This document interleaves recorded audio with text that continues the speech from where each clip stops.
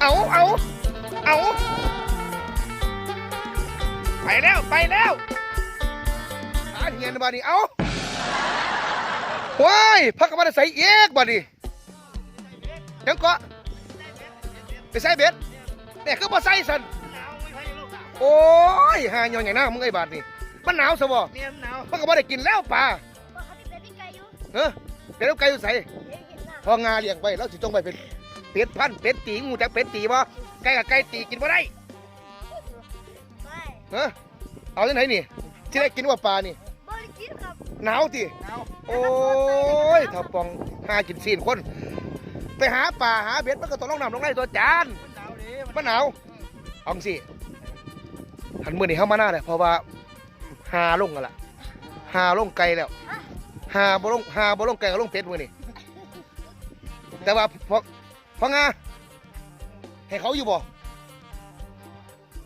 หันจับได้เห็นบ่จะอยู่ใต้บ่ไก่บ่ได้บ่แต่ปอง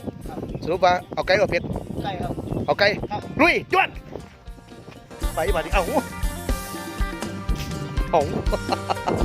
ไปแล้วพี่น้องครับพี่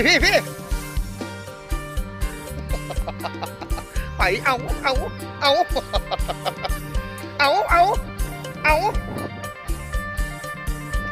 ปแล้วขาเงียนบ้านี่เอาได้ป่ะน่ะโอ้ยตายแล้วบอกหวานขึ้นแล้วบอกพี่ไปแล้วเล่นดิเอาแล้วไปลงไปเอาพี่จะรักทักคุณทักคุณแหมใกล้เอานี่สองตัวนี่ก็ได้นี่เอาไปแล้วดิพี่ลูกพี่แล้วดิสองตัวนี่เล่นโอ้ยเอาสิซะอาจารย์ปองไปหู้ล่ะตัวโบแลนกับมี่นี่เอาตัวขาวนี่ย่างไปหันเอามาฮะบ่มาบ่โอ้ยตายแล้วบ่มีบ่ได้ประวัติขึ้นแล้วเมื่อนาพ่อใช่คลิปแลนของร่างกายเด้อบ่ได้ดีเด้อไอ้แฟนเขาได้เบิ่งพ่อหนุกสาย5นี่รับประกันว่าเงี้ยวแตกแล้วพี่น้องครับผมบ่ได้กินดอกสันยังก็พ่อว่าขังไว้ตั้งแต่เปียวเป็ดเราไปนะวะเปียวเป็ดไปพุ่นตั้งแต่พุ่นยุคคอกันเลยโอเคเดี๋ยวเจอกันพี่น้องครับผมโบลงไปน้ำเด้อไปนี่เด้อเมื่อยหรอก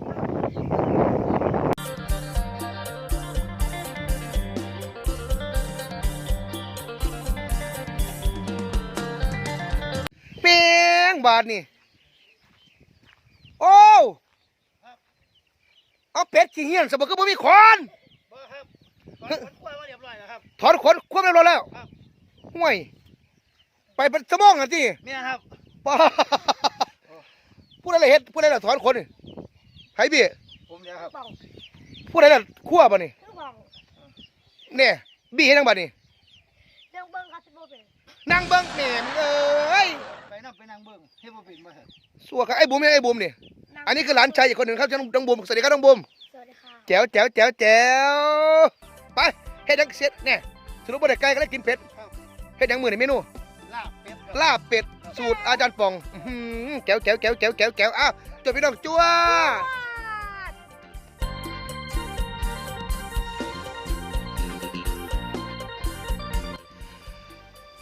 พี่น้องครับเสื้อสันนิษฐานเป็นสาบคุยกันเกิดเป็นคนดีสานหักแพ่งกันไว้หักกันไว้สามัคคีกันไว้คือข้าวเหนียวหนึ่งไม้ยาได้เพ่แตกมังคือจังนำถือข้าวเหนียวถือการนี้ขอกล่าวคำว่าสบายดีพี่น้องครับสวัสดีครับสวัสดีสุขีมันพันปียาได้ลาความเจ็บยาได้ความไข่ยาซุนตอนเราต่อกับสุบรรยากาศของรายการแสบนัวครัวอาจารย์ปองและพอบี้มือน้องบุ๋มหลานทรายมาเล่นน้ำกับผมบรรยากาศเที่ยวมือนี้กำลังสีคั่วเป็ดพี่น้องครับคั่วเป็ดหลังจากที่ไปไล่จับมาแล้วนั่นคือเมนูวันนี้เราจะลาบเป็ดครับผมโดยเชฟป่องล่องน้ำเสียมาเบิกกับพี่น้องครับขอบคุณแฟนครับที่อยากให้ทีมงานผมนะครับลาบเป็ดสูเบิงกับพี่น้องเด้อนะครับน้องบี้สวัสดีแฟนครับหรือยังมึงละสวัสดีครับพี่แฟนครับบอคิดฮอดครับมันคิดฮอด ล่ะ คิดฮอด ฮอด ก็จะว่าคิดฮอดครับครับผมน้องบูมสวัสดีแฟนคลับด้วย ครับผมน้องบูมนี่พ่อกับแม่มันแต่ก่อนขายลูกศิษย์พี่น้องครับพ่อกับแม่มันขายลูกศิษย์บัดนี้บี้ครับจัดปองกินหลายเส้นบัดนี้พอใจเจ๊งเลยเจ๊งร้านเจ๊งแต่ว่าตอนนี้เริ่มกลับมาเปิดใหม่พี่น้องครับบื้นเพื่อ15ไปเบิ่งนะครับร้านลูกชิ้นหน้าบ้านมองเก่าที่พ่อเอาบี้อันน้องบูมแม่ปุ๋ยสิบ่เจ๊งอีกบ่รอบนี้ลูกก็บอกบี้น้องบอกน้องจ่ายเงินที่ล่ะไอ้บูมเป็นไอ้น้องบีปีนึงนะครับไอ้บูมอยู่ป.5น้องบีอยู่ป.4ครับผมมาเบิ่งพี่น้องครับเชฟป่องครับผมอาจารย์บ่เอาเนื้อเติมเด้อเอาแต่เนื้อเผ็ดอาจารย์เด้อครับแก้ว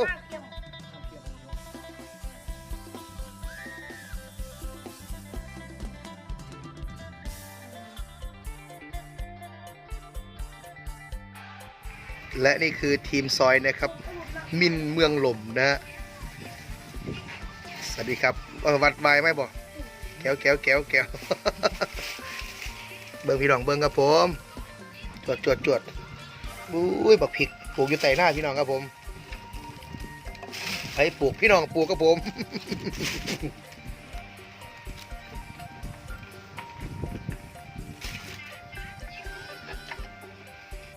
หลังจากที่ห้าวคั่วเป็ดแล้วก็เอาเป็ดตัวนี้นะครับพี่น้องครับเป็นอะไรเป็นเจียวอาจารย์ นี่นะครับเอาหนังเป็ดนะครับเนาะ ครับ เอาหนังเป็ดไปเจียวครับ ครับนี่ครับ บริษัทน้ำมันป่ะครับ เพราะว่าครับ ทำไมครับ เพราะว่าน้ำมันของเป็ดมันมีอยู่แล้วครับ อ๋อ น้ำเป็ดครับมีอยู่แล้วครับ ก็เลยเอาเนื้อมาล้วนใส่ครับ หนัง น้ำมัน เป็ด ที่เจียว ครับ หนังอ๋อ ครับ ถ้าน้ำมันเดียวกันเอาดีกว่าเนาะอ้าว ครับ มาสู่กระบวนการปรุงพี่น้องครับผมบัดนี้พักใส่แล้วนะครับเนาะ ครับ ของนาวมะนาวนะครับ เราจะลาบเป็ดวันนี้นะครับ ข้างเข็นเลย ป้าดพอออกคอย แก้ว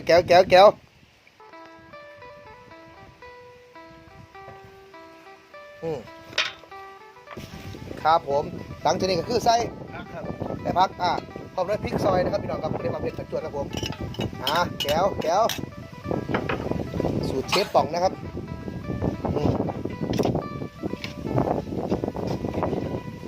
โอ้พอดีเลยครับมากินลาบเป็ดนะครับพี่น้องเด้อร่มแห้งมือนี้พี่น้องครับร่มแห้งดีครับขอหยาดนะครับอีกปันพยายามมันปรุงก่อนจะเย็นกันนะลูกร่มมันเย็นไหมข้าวคั่วพี่น้องครับบัดนี้ครับเป็นพริกป่นครับผม ครับ จากการปริมาณประมาณสัก3-4พ่อเอาไปกินจูพ่อโอ้ยพอแล้ว โอเคชูรสหน่อย มาเขาใส่ ใส่ พอ ใส่จักเล็กน้อยครับ นี่หน่อยแล้วพ่อครับโอเคครับเดี๋ยวป่องเผ็ดนวดอยู่แล้วครับเอาใส่เกลือได้หมดละน้ำปลา เล็กน้อยครับ ครับผมใส่ปลาแดกวะนี่ ใส่กันเลยครับเพราะว่าปรุงใส่เกลือมันครับ ข้นจากป่องข้นบ่นี่เอาคือบอกเลือดไปมั้งเนี่ยเลือดเป็ด บ่ได้ครับ เมื่อไรบอก ครับ โอ้ฝ่าวไร ครับ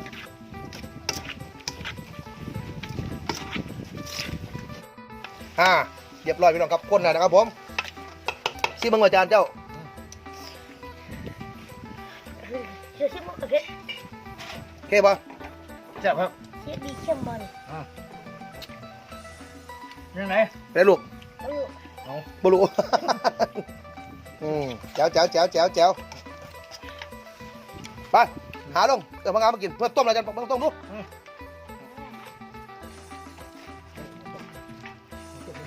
มาต้มครับผม เราเอาหอมใส่นะครับผม ครับ แจ๋วเอาพังงานมากินน้ำมันกันเด้อเปรี้ยวที่นี่หน่อยแจ๋วเลยครับ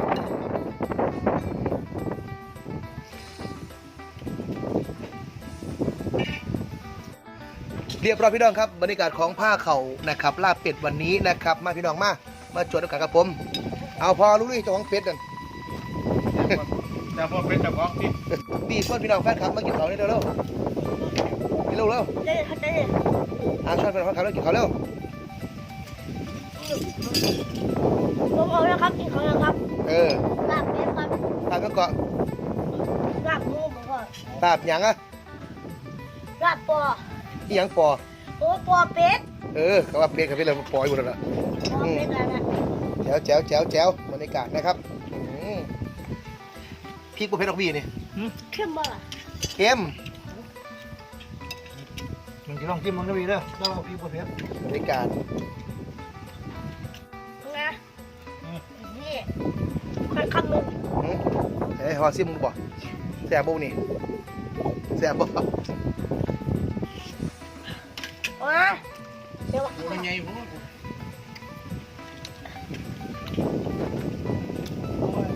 เอาไปกินดิ อีกรอบอีก น่ากินนะครับร่มแห้งไปหน่อยครับผมร่มแห้งครับผม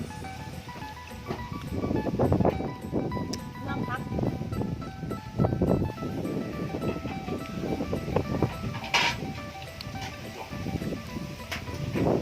บรรยากาศในภาคเขาพี่น้องครับบ้านเฮาอยู่ตรงทางนะครับ โอ้แซ่บพี่น้องเอ้ยมากินลาบเป็ดกันนะครับเด้อแซ่บครับเส้นเลยเข้มครับ เค็มแม่ตำบักทั่ว เข้มมึงอ่ะ ฮะ เข้มไหม เค็มไปดิแซ่บไอ้บูมเบาดูเมื่อกี้เขานะครับ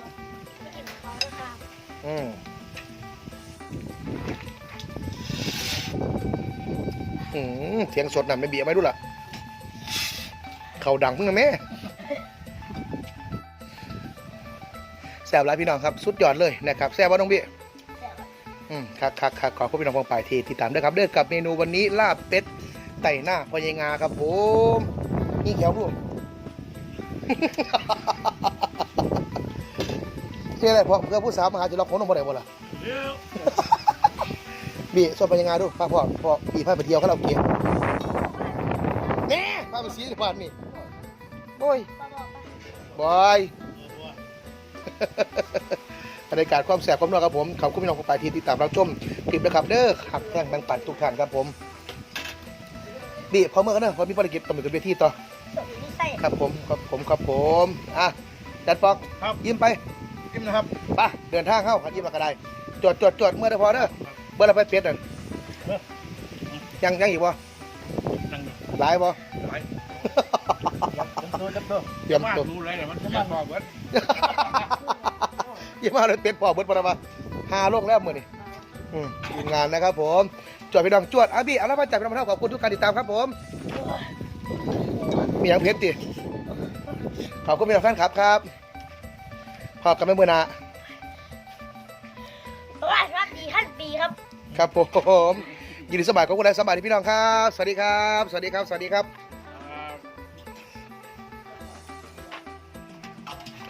จวดลาบเป็ดเสียครับผม